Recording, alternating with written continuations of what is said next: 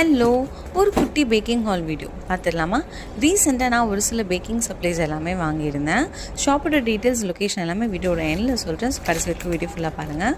First வந்து பார்த்திங்கன்னா இந்த டபுள் கட்டர் தான். டயர் கேக்ஸ் அண்ட் டால் கேக்ஸில் ஒர்க் பண்ணும்போது இது ரொம்பவே ஒரு யூஸ்ஃபுல்லான ப்ராடக்ட் தான். நெக்ஸ்ட் வந்து அவன் தெர்மோமீட்டர். நெக்ஸ்ட் வந்து பார்த்திங்கன்னா இந்த கோல்டன் டஸ்ட் வந்து ஸ்ப்ரேயர் தான்.